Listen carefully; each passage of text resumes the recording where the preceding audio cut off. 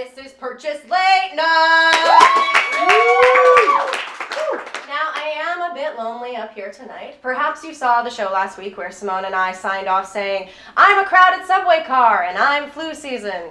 Well, we spoke it into reality and Simone is sick as a dog. We wish her a speedy recovery, but the show must go on.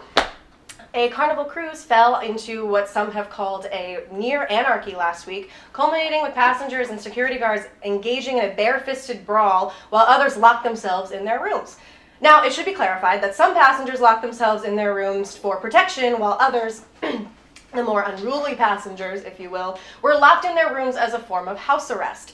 As if vacationing on a huge boat in the middle of the ocean, riddled with disease and food poisoning, wasn't enough of a prison to start with.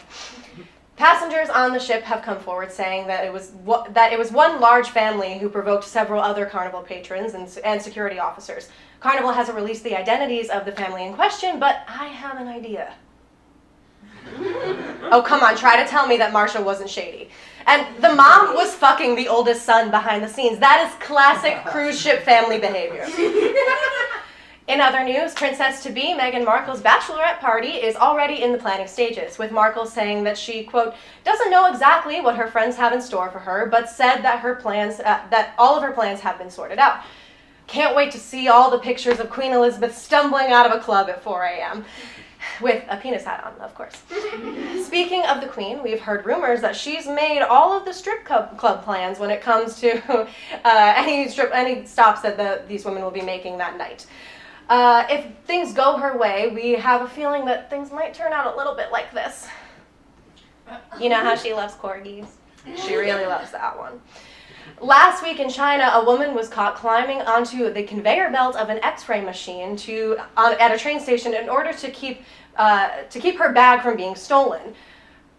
That's a real picture. Her health officials have warned passengers in the future not to do this, as the radiation given off by the scanners poses a health risk. Luckily for this woman, she was given the superpower of never having her bag stolen again, so win-win. Boy, it sure would be nice if other government officials could employ this level of transparency with their employees. Actually, wait.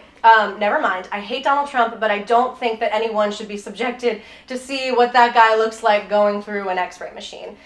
I always thought he was just like a skin sack filled with vanilla pudding, but the more I think about it, the more I bet it's actually like this. Jack!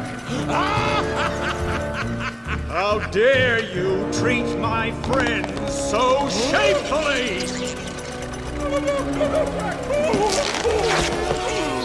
Now look what you've done! My bugs! My bugs! My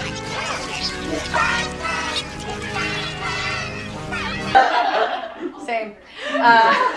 Speaking of Trump, it is President's Day today, and we here at Purchase Late Night thought that we should honor the president in a way that was appropriate for 45. So, hit it, Fergie. Oh, say, does that star spangled banner yet wave?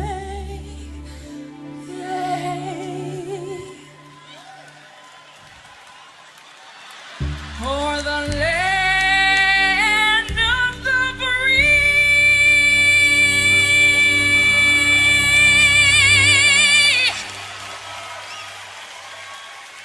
and the home of the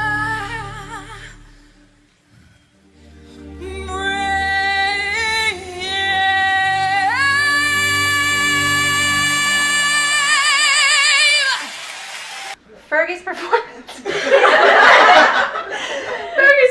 has sparked the decision to officially change the national anthem to something that's easier to sing, but the jury's still out on whether it'll be London Bridge or My Humps. We have a great show for you guys tonight. Abby Willis and Liz Eng will be coming on to talk about the Wellness Center. Our own Sarah Gunn will be our featured comic this evening.